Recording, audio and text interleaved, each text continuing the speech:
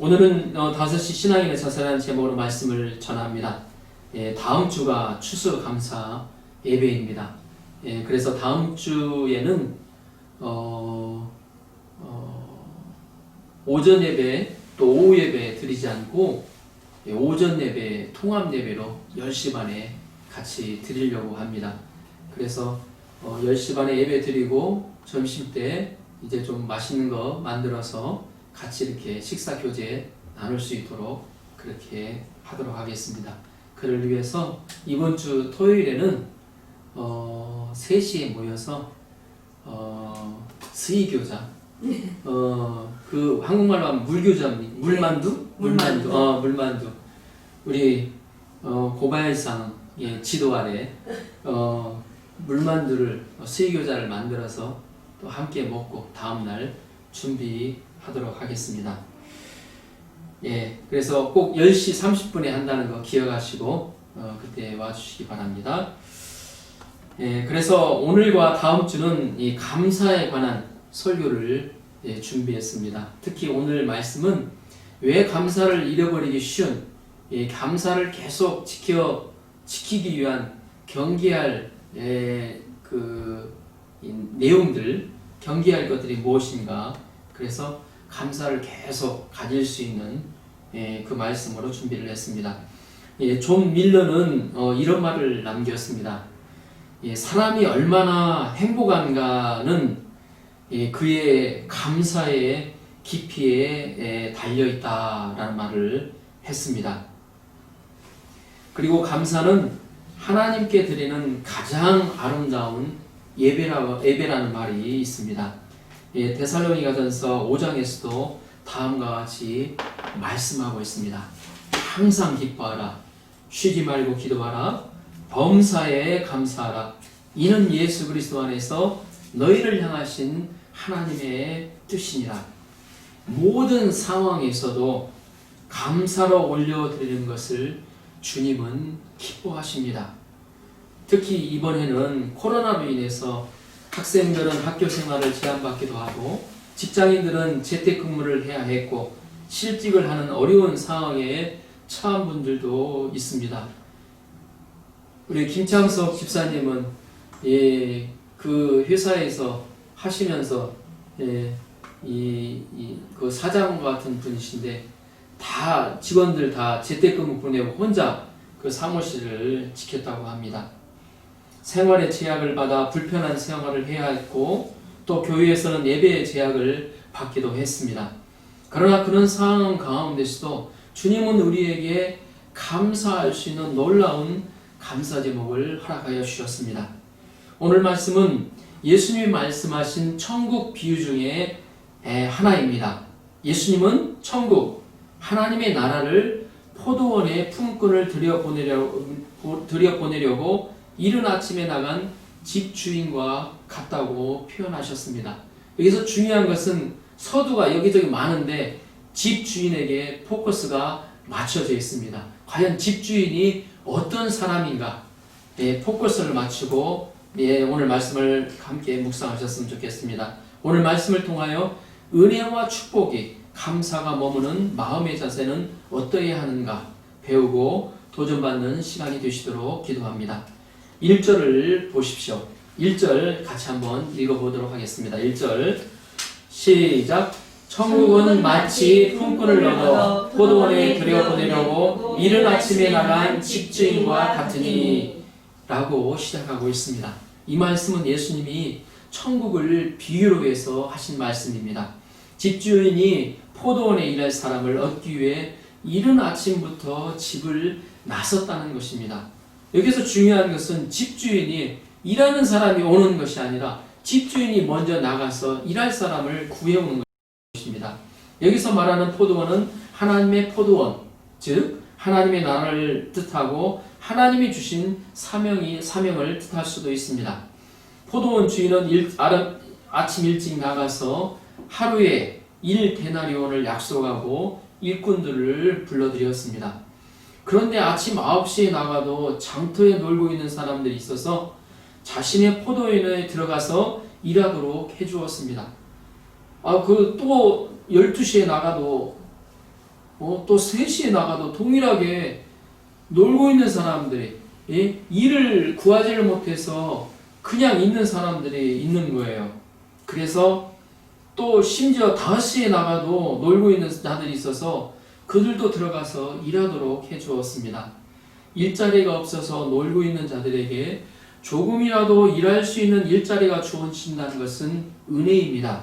더욱이 주인이 제 발로 와서 일자리를 찾아준다는 것을 생각할 때 은혜라고 말하지 않을 수 없습니다.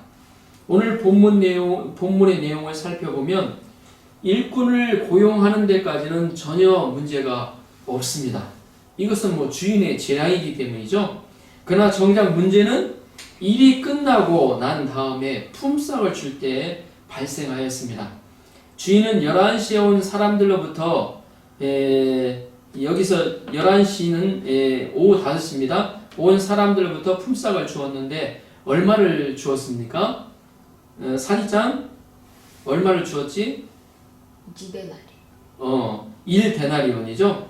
자, 8절 9절을 보십시오. 8절 9절 함께 읽어보도록 하겠습니다. 8절 9절 시작. 저물매 포도원 주인이 청지기에게 이르되 풀꾼들을 불러 나중 온 자로부터 시작하여 먼저 온 자부터 삭슬 주라 하니 제 11시에 온 자들이 와서 한 데나리온씩을 받거늘.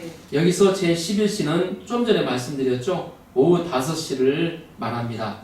주인은 오후 5시에 일하러 들어온 사람들로부터 품삯을 나누어 주기 시작했습니다.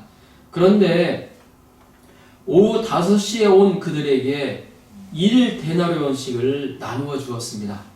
1데나리온은 보통 일꾼의 하루 품삯입니다.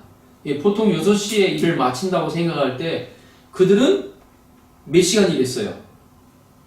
1시간 정도밖에 일을 하지 않고 하루 품삯을 받게 되었습니다. 집주인은 그들에게 1시간 정도의 품삯을 계산해서 줄 수도 있었어요. 그러죠?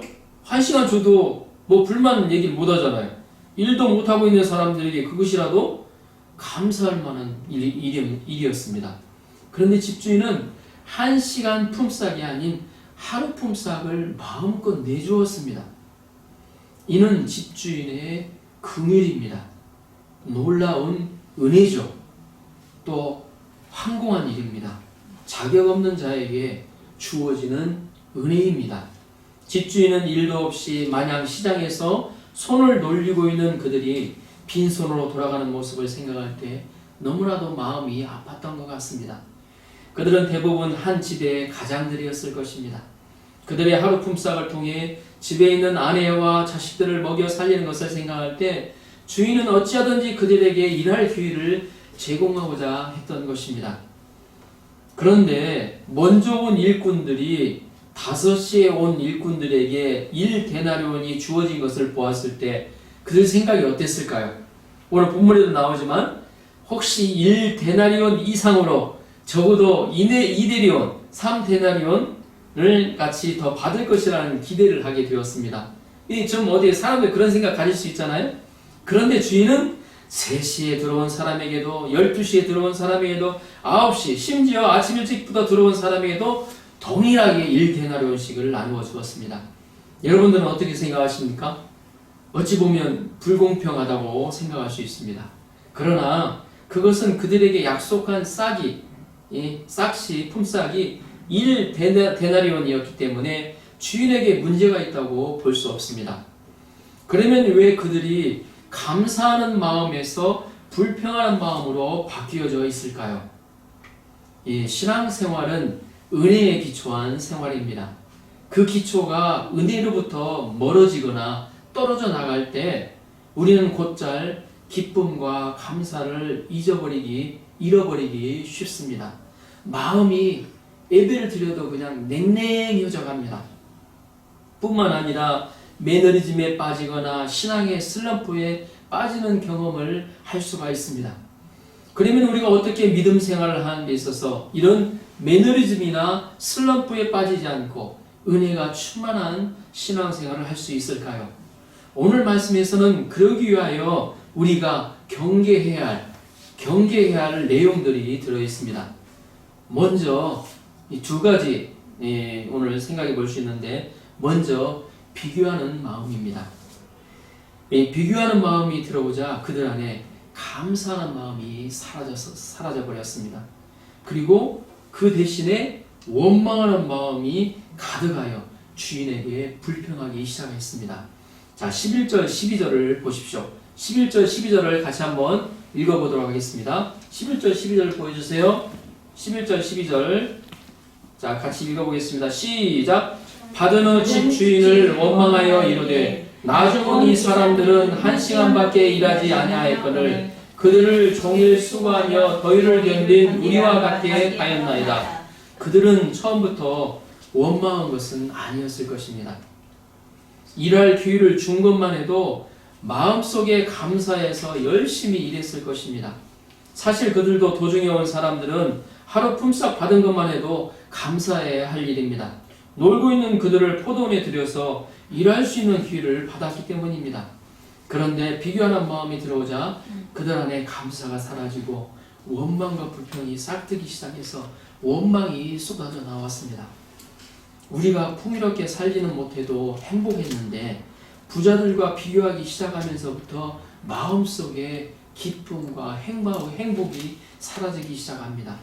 어떤 학생은 처음에 대학에 들어간 것만 해도 그렇게 별로 좋지 않은 대학인데 들어간 것만 해도 감사했는데 나중에 이 서울권 대학생들과 비교하며 불행해 자신이 하도 비교하다 보니까 자신이 너무나 어때요? 뒤떨어진 것처럼 보여서 불행해합니다. 그러나 그래서 이 시대를 상대적인 빈곤의 시대라고 말하기도 합니다. 이런 비교의식은 또 시기심을 낳고 다른 사람이 잘 되는 것을 배아파합니다. 나만 잘 되고 다른 사람들은 못 되기를 바랍니다. 잘 되는 사람이 나와 같이 못 살기를 바라는 거죠. 이 신앙생활하면서도 마찬가지입니다. 예수님으로 인해 기쁨과 감사가 넘치는 생활을 하다가도 다른 사람과 비교하는 마음이 들어오면 금세 그 은혜가 사라져갑니다. 기쁨과 감사가 사라져버립니다. 누구는 안수 집사 장로가 되었는데 누구는 권사가 되었는데 나는 뭐야? 생각하면 또 옆에 있는 사람들이 은혜를 왕창 받는 모습을 생각하면 나는 뭐야? 그때부터 마음이 뒤틀어지기 시작합니다. 그래서 우리는 신앙생활 하면서 비교하는 마음을 경계해야 합니다. 그리고 우리는 다른 사람과 비교하지 말고 하나님이 나에게 주신 것을 최고로 생각해야 합니다. 성 어거스틴은 하나님은 나만 사랑한다. 하나님만 나만 사랑하셔. 사도 요한도 그랬죠. 주님이 사랑하시는 자. 사도 요한도 예수님이 사랑하시는 자라고 자기를 그렇게 자유를 했어요. 보면 성 어거스틴은 하나님은 나만 사랑한다는 것처럼 생각했다고 합니다. 하나님의 은혜는 절대적입니다. 비교할 대상이 아니라는 것입니다. 마이크로소프트사의 빌 게이츠는 자기가 졸업한 고등학교를 방문하여 후배들에게 유명한 연설을 하였습니다. 인생은 원래 공평하지 못하다. 키 큰 사람도 작은 사람도 있고 머리 좋은 사람도 있는가 하면 나쁜 사람도 있다고 하였습니다. 그러니 제발 비교하지 말라고 하였다고 합니다. 이렇게 비교의식에 빠지면 주인의 은혜도 잊어버립니다. 그들은 처음에는 은혜가 넘쳤을 것입니다. 감사가 황공한 마음으로 감사가 넘쳤을 것입니다. 그러나 비교의식이 생기면서 주인에 대한 감사가 사라지기 시작했습니다. 어느새 주인이 품삯을 주는 것이 은혜라고 생각하는 것이 사라져버렸습니다. 비교의식을 빠져서 은혜를 잊어버렸다는 것입니다. 두 번째 경계해야 할 것이 바로 자기의입니다. 오늘 말씀에서 불평한 자들은 다 먼저 온 자들입니다. 먼저 왔지만 감사가 없고 원망하면서 주인과 관계성이 끊어지게 됩니다. 자기의를 가지고 남을 판단하게 되면 다른 사람들과의 관계성도 깨어지게 됩니다. 이들은 하나님의 은혜를 기억해야 합니다. 일하는 것도 은혜이고 품삯을 받는 것도 은혜라는 것을 알고 오직 하나님만 자랑해야 했습니다. 나중 온 자들은 비교의식이 없습니다. 나중에 어때요? 오후 5시에 와서 어때요? 1시간 일하고 하루 품삯을 받는 사람들이 무슨 비교식이 있겠어요? 다만 어때요? 예? 그 하루 품삯이 주어지는 그 자체만 어때요? 감사할 뿐이에요. 마음에 감사할 뿐이에요. 자기 의도 없습니다. 남을 판단하지도 않습니다. 그들은 최선을 다하여 기쁨으로 일을 합니다. 이들이 하나님 나라를 누리는 행복한 자들입니다. 그저 감사하는 마음으로 섬기고 헌신하고 나아가는 그런 모습들입니다. 우리가 꼭 나중에 와야 행복하다는 것이 아닙니다. 먼저 와도 이런 은혜를 잊지 않고 열심히 일하는 자가 행복하다는 것입니다. 그러면 우리는 은혜를 아는 사람과 은혜를 모르는 사람을 어떻게 구분할 수 있을까요? 예수님은 누가복음 18장에서 바리새인과 세리의 비유를 들어서 은혜를 아는 사람의 자세에 대해서 가르쳐 주셨습니다. 자, 그 부분을 찾아 읽어보겠습니다. 누가복음 18장 9절에서 13절입니다. 자, 누가 빨리 찾는가? 누가복음 18장 9절에서 13절입니다.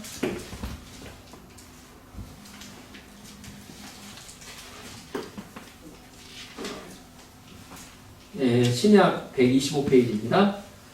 신약 125페이지. 누가복음, 사복음서 하면 마태복음, 마가복음, 누가복음, 요한복음 이렇게 써있죠? 자, 누가복음. 자, 9절서부터 13절까지 같이 한번 읽어보겠습니다. 13절, 9절서부터. 시작. 또 자기를 의롭다고 믿고 다른 사람을 멸시하는 자들에게 이 비유로 말씀하시되, 두 사람이 기도하러 성전에 올라가니 하나는 바리새인이요 하나는 세리라.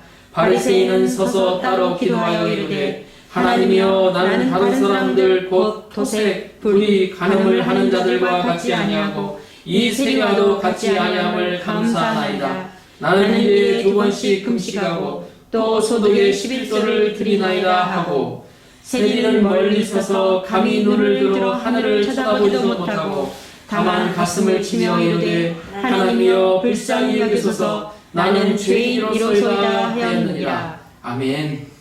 이게 바로 바리새인과 세리의 모습이 은혜를 아는 사람과 은혜를 모르는 사람의 차이를 설명해 주고 있습니다. 세리의 모습을 보세요. 감히 하늘을 쳐다보지는 못해요. 자신이 지은 죄를 생각하면서 또 하나님 주신 은혜를 생각하면서 감히 하늘을 쳐다보지도 못하고 가슴을 치며 두드리며 나는 죄인으로서 고백하는 모습입니다. 그들의 고백과 자세를 통해서 은혜를 아는 사람과 은혜를 모르는 사람의 차이가 잘 나타나 있다고 생각합니다. 물론 종교 지도자들을 꾸짖는 비유로 예수님이 말씀하셨어요. 그러나 오늘 우리의 신앙의 자세를 돌아보는 거울과 같은 말씀이 됩니다. 은혜를 모르는 바리새인은 자기 의를 드러냅니다.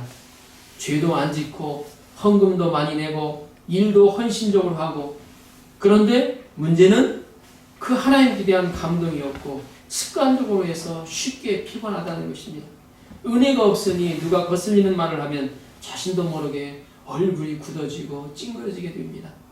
그러나 세리는 어떠합니까? 감히 눈을 들어 하늘을 쳐다보지도 못하고 가슴을 치며 불쌍히 여기달라고 기도합니다. 이런 은혜를 아는 자는 항상 마음에 감사가 넘쳐 흐릅니다.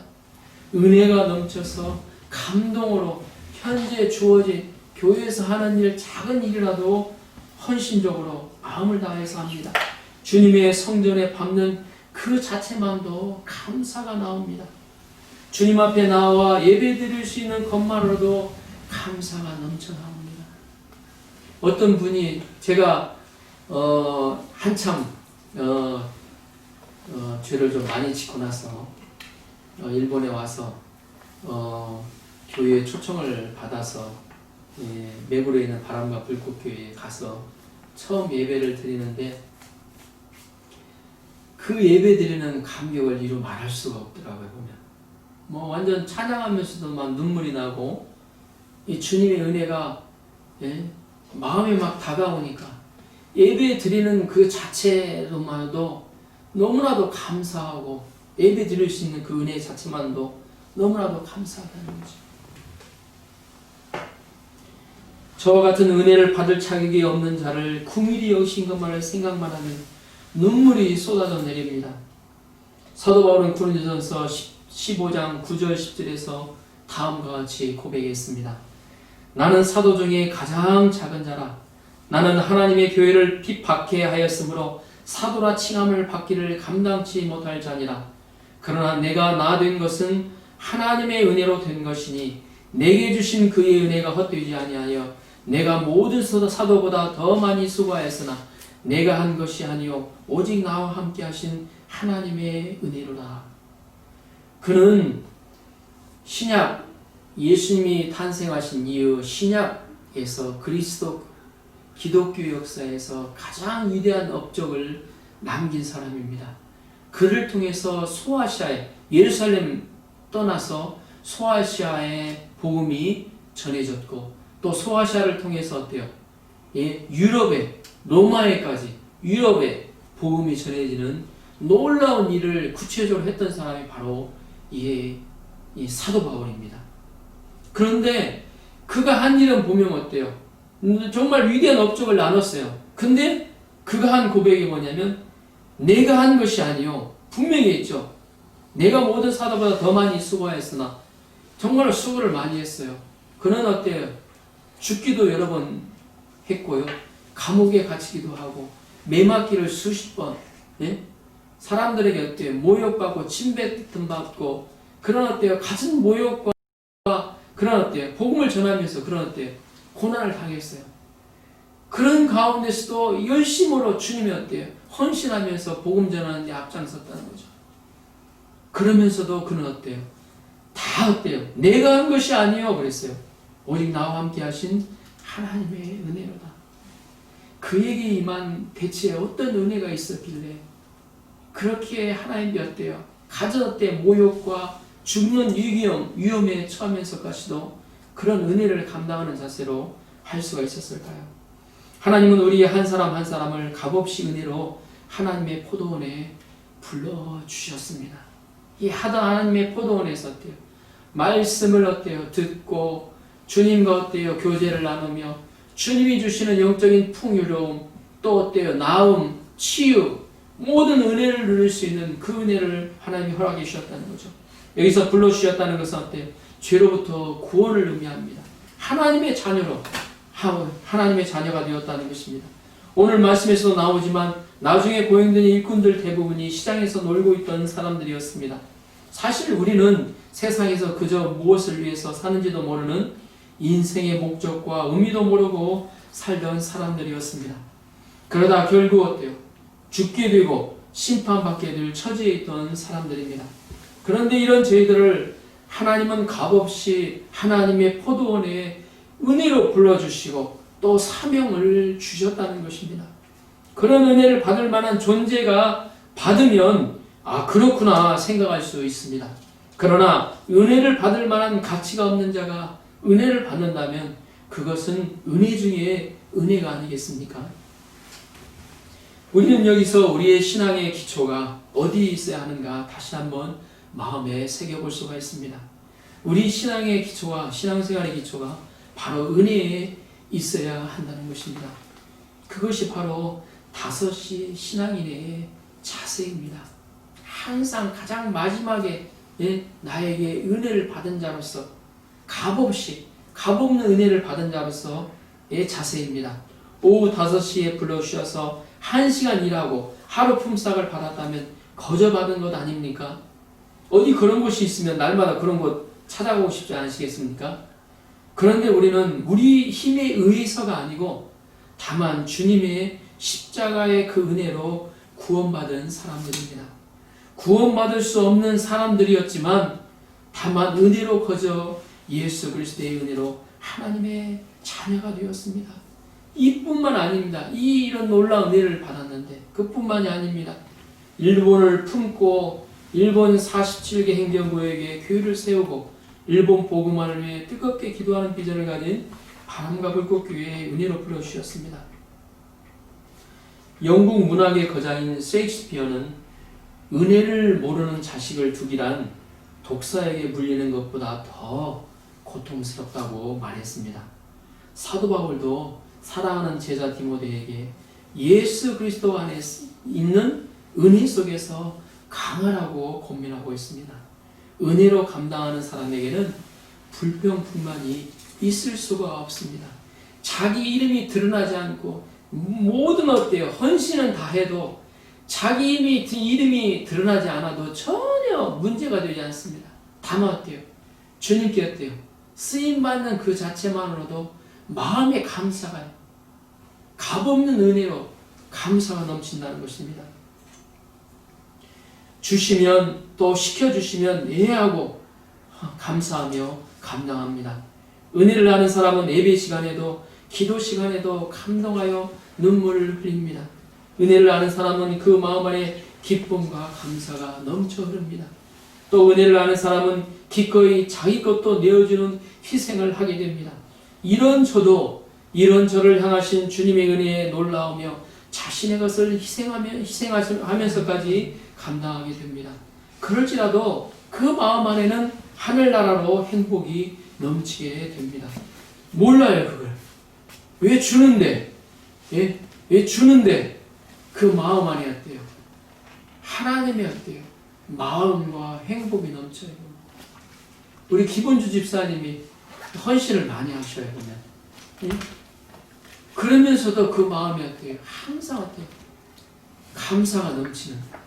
이게 바로 은혜를 아는 사람의 삶입니다. 사이타마 바람과 불꽃 교회가 주님의 은혜를 알고 날마다 감사로 제사드리는 교회가 될 수 있도록 기도합니다. 주님의 사랑에 더 깊이와 높이와 넓이가 없다함을 깨달아 감사와 헌신으로 주님께 영광 돌리는 교회와 성도들이 될 수 있도록 기도합니다. 결론적으로 얼마 전 뉴스에서 주인을 기다리다가 극적으로 만나는 개가 나오는 영상을 본 적이 있습니다. 어떻게 헤어졌는지는 모르지만 줄곧 그 개 한 마리가 한 자리에서 움직이지 않고 주인을 기다리고 있었다는 것입니다. 어떤 사람이 요즘 유튜브가 있기 때문에 그 스마트폰으로 그 영상을 찍어서 유튜브에 올려놓았는데 마침 그 주인이 그 영상을 보고 거기에 가서 극적으로 만났다는 이야기입니다. 제가 왜 이야기를 하는가 하면 하물며 동물도 자신에게 잘해준 은혜를 기억하고 그 주인을 기억한다는 것입니다. 우리는 예수님을 통해서 가장 귀한 것을 받은 은혜 받은 자입니다. 하나님이 어때요? 예수님이 어때요? 예? 아끼지 않으시고 십자가에서 어때요? 죽이셨다는 거죠. 우리 다니엘 기도에서 나온 우리 박광식 우리 문화선교사님 영어 이름으로는 광식박 분이 계시죠? 보면 그분이 참 제가 보기에는 참 안티크리스찬이다. 안티크리스찬 무슨 말씀 아시죠? 보면 크리스찬을 미워하는 사람들, 크리스찬에 뭐든지 반대하는 사람들, 안티라고 그러죠. 보면. 근데 그분이 예수님을 만나고 난 다음부터 안티 크리스찬이 됐던 이유는 뭐냐면 교회에서의 얼굴과 집에서의 얼굴이 다르다는 거예요. 보면. 그러니까 교회에서는 다 천사처럼 행동을 하고 하는데 집에 오면 달라진다는 거예요. 저도 마음이 많이 좀 찔리는데 그런 모습을 보면서 자기는 어때요? 크리스찬이 예수님을 만나고 나서 나는 실천하는 부족하더라도 실천하는 크리스찬이 되겠다. 어떻게 보면 어때요? 150년에 아시아에서 나올 만한 색스폰 연주자잖아요. 보면 그래서 자기 나름대로 색스폰도 어때요? 그냥 그 사람들이 와서 만들어줬던 거예요. 보면 그 정도로 아주 유명한 사람이 됐음에도 불구하고 어떻게 보면 유명하게 되면 어때요? 사람들이 어때요? 자기 돈이나 명예나 어떻게 그걸 얻는데 인생을 드리기 쉽잖아요. 근데 그는 어때요? 자신이 어때요? 아마 이 부인을 잘 만난 것 같아요. 제가 보기에는 부인을 아주 잘 만나가지고 그래서 보니까 어찌하든지 어때요? 자기 어때요? 나오는 이익들을 다 어때요? 다른 사람을 돕는데 아프리카 선교하는데 쓰고 있어요. 보면 어떻게 보면 유명해지면 세상과 타협하기 쉽거든요. 사실 보면 유혹들이 너무 많이 와요. 그런데 그분이 다 그 예수님의 모습을 재림하여서 예수님 앞에 딱 갔을 때 한다는 말이 그게 참 마음에 감동이 되더라고요. 참, 그 마음에 울적이면서 그 주님 앞에 먼저 탁 안기고 그 다음에 큰 절을 올리고 싶다고. 참 이런 마음의 은혜를 자신이 어떤 자였단가를 아는 사람은 그런 말을 하게 되는 거예요. 거짓말처럼 여기지가 않죠. 보면 실제로 어때요? 삶 가운데서 그렇게 살고 있고.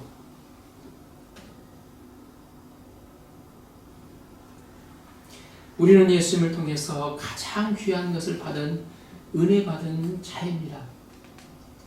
이 은혜를 저희가 내가 얼마나 은혜 받은 자를 모르는 분들에게 있어서는 이를 위해서 기도를 하셔야 됩니다. 내가 얼마나 은혜 받은 자인가를 알게 되면 나의 삶이 정말로 불행한 것들이 다 사그라들어요. 나에게 주신 어때요? 예수님을 알게 하신 그 자체만도 하나님의 자녀 삼으신 것만 생각해도 날마다 어때요? 노래 부르면서 흥얼거리면서 감사하며 살 수 있는 그런 은혜입니다. 많은 사람들이 힘들고 어려울 때는 하나님의 도우심을 구하다가도 막상 하나님의 은혜로 구원받은 후에는 잊어버리기 쉽습니다. 나의 수고와 노력으로 문제를 극복했다고 생각하기 쉽습니다. 은혜는 물에 새기고 원하는 돌에 새긴다는 말이 있습니다. 그러나 믿는 자라면 달라야 할 것입니다. 원하는 다른 사람에게 이런 마음에 상처받은 거 원하는 물에 새기고 금방 없어져 버려요. 물에 새겨봤자 어떻게 됩니까? 금방 없어지죠. 은혜는 돌에 새겨야 된다는 것입니다. 원하는 물에 새기고 은혜는 돌에 새기는 사이타마 바람과 불꽃교회 성도들이 되시도록 축복하며 기도합니다. 받은 은혜를 어떻게 보답할고 고민하고 주님께 드릴 것이 없는 것으로 안타까워하는 성도들이 되시도록 기도합니다.